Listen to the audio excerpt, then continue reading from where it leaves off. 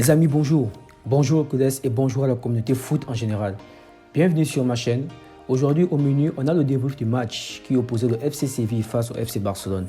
Mais les amis, avant de découvrir les ingrédients qui composent notre menu du jour, je vous invite à vous abonner à la chaîne si ce n'est pas encore fait, bien sûr, à me mettre un énorme like si une partie du contenu ou tout le contenu en général vous plaît et de partager cette vidéo à un max de vos contacts si bien sûr vous trouvez ce contenu utile afin d'en faire bénéficier aussi aux autres. On y va les amis. D'un côté, on avait le FC Séville qui a un début de saison très compliqué les amis. En 3 matchs, ils n'ont pu prendre que 1 point.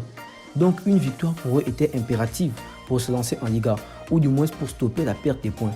De notre côté, on avait le Barça qui a un très bon début de saison. Un très bon début, pas excellent à cause du nul qu'ils ont concédé lors de la première journée.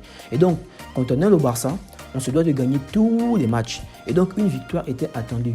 D'autant plus que plus tôt dans la journée, le Real de Madrid a gagné son match face au Real Betis et s'était emparé à nouveau de la première place de la Liga. Le Barça débute ici avec un 11 intéressant, un 4-3-3 classique. En attaque, on avait Rafinha, Dembélé et Lewandowski. Le trio d'attaque de Xavi commence déjà à être visible. On commence déjà à le voir. En milieu de terrain, on avait Gavi, on avait Pedri et on avait Busquets. Perso, les amis, je me demande toujours pourquoi Xavi force sur Gavi. Ce n'est pas que Gavi n'est pas bon. Après, on est qu'il a été élu MVP du match, mais il ne faut pas le cramer. D'autant plus qu'il y a De Jong et il y a Kessie dans l'équipe qui sont plus expérimentés et qui sont aussi de talent. En défense, on avait Koundé, Araujo, Eric Garcia, Baldé. Baldé semble s'être déjà imposé comme titulaire devant Jordi Alba pour Xavi. En tout cas, c'est ce que moi j'ai l'impression. Du côté de Séville, on avait aussi un 4-3-3 avec Isco, Eric Lamela et Nassiri en attaque. En milieu de terrain, on avait Rakitic, on avait Jordan et on avait Nemanja. Puis en défense, on avait Fernando, Marcos Acuna, Nianzou et Gonzalo Montiel. Le Barça débute très mal les amis, il débute très mal, une entame qui fait très peur et qui a même failli coûter un but à la 4e minute déjà les amis. Mais heureusement, grosse parade de Ter Stegen dès le début du match. On a un but de Séville qui a été refusé pour hors-jeu à la 12e minute. Et on a encore, les amis, une parade de Ter Stegen à la 19e minute. Vraiment, un début de match compliqué pour le Barça. Et heureusement pour nous, on avait un grand Ter Stegen de retour. Le Barça a été complètement désorganisé durant les 20 premières minutes. Mais juste après, c'est la chance. Juste après le raté de Séville à la 19e minute, on a une récupération de Gavi non loin du milieu de terrain. On a une passe de Busquets qui donne pour Dembélé, Dembélé qui donne pour Lewandowski, Lewandowski qui nous a tenté un geste à la Neymar, les amis. Un geste à la Neymar, j'ai dit un geste à la Neymar parce que Neymar nous avait déjà fait le même geste auparavant sur une passe de Neymar, de Messi plutôt. Mais celui de Lewandowski, il a été repoussé et Rafinha de la tête reprend le ballon et bute à la 21e minute. Après ce but, le Barça était un peu plus détendu. Le Barça a commencé à afficher un meilleur visage digne du Barça. Ce qui va entraîner un magnifique but du Barça à la 36e minute. Magnifique passe millimétrée de Koundé sur Lewandowski. Contrôle de la poitrine et frappe. Un enchaînement parfait digne du talent de l'homme.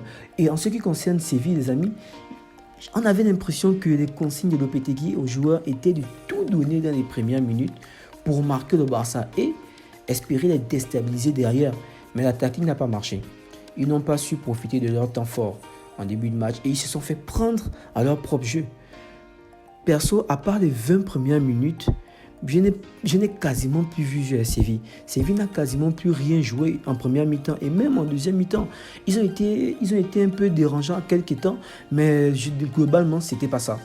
Pour la dernière occasion de la première mi-temps, elle était barcelonaise avec un raté de Dembélé.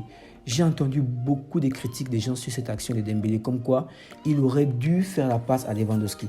Pour moi, ce n'est pas il aurait dû, mais c'est il aurait pu. Il aurait pu faire la passe à Lewandowski, car pour moi, il a bien joué. Il a tenté sa chance. Et si on voit le jeu, les défenseurs s'attendaient justement à ce qu'il fasse la passe à Lewandowski. Mais il aura pris des surprises, mais jusque dans le dernier geste, il a manqué d'application. Il a aussi manqué de chance, on va le dire. Si le score à ce moment du match, les amis, était 0-0, la logique voudrait qu'il fasse la passe à Lewandowski, qui est le buteur du match, pour pouvoir aller au vestiaire au moins avec une avance. Mais les amis, on avait déjà 2-0. Il a juste tenté sa chance. Et donc, la deuxième mi-temps reprend à l'image de la première mi-temps. avec des temps forts barcelonais, ce qui va entraîner même un troisième but du Barça à la 50e minute de Eric Garcia sur une tête de qui? De Jules Koundé. Jules Koundé qui signe 2 passes décisives dans ce match et il a même failli mettre un but de la tête contre son ancienne équipe. Vraiment, quand on a vu le jeu de Koundé, on sent qu'il était motivé. Il était motivé à sortir une grosse performance. Et on voit déjà que ce joueur fera beaucoup du bien au Barça cette saison. Et je l'espère en tant que fan qu'il fera aussi du bien au Barça pour les saisons à venir. Parce que vous savez, les amis, le Barça a souvent eu du mal avec les défenseurs français ces dernières saisons. On a l'exemple de Samuel Umtiti, on a l'exemple de Jérémy Mathieu, on a l'exemple de Clément Lenglet.